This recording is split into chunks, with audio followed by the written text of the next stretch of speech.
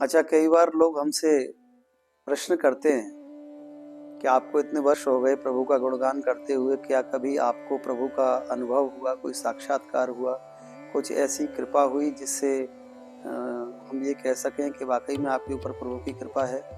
तो देखिए, वैसे तो कभी जीवन में प्रभु की कृपा का कोई अनुभव हो तो उसे बांटना नहीं चाहिए, उसे शेयर नहीं करना चाहिए।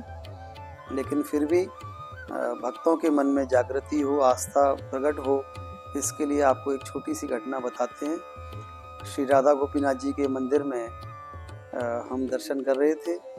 तो दर्शन करते समय एक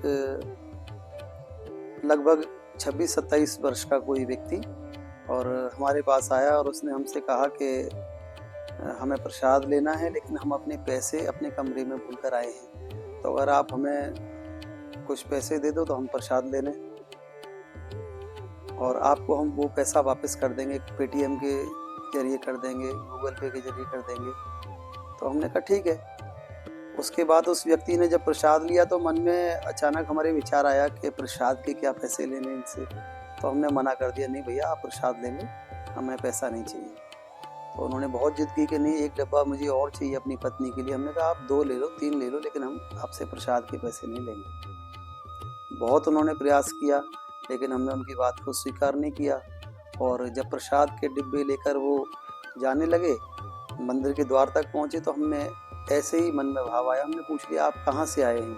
तो उन्होंने कहा मैं गोलोक से आया हूँ। तो हमने कहा ठीक है। और जैसे ही हमने पीठ करके प्रभु की ओर दर्शन करने के लिए हम मुड़े, तो हमें अचानक ध्यान आया कि इन्होंने अभी क्या कहा। तो मन में विचार आया, इन्होंने कहा कि मैं गोलोक से आया हूँ। तो हमने बाहर जाकर देखा और मंदिर के पूरे एक एक कोने में हमने उनको ढूंढ लिया, द्वार तक जाकर ढूंढ लिया, लेकिन वो हमें फिर दोबारा मिले नहीं।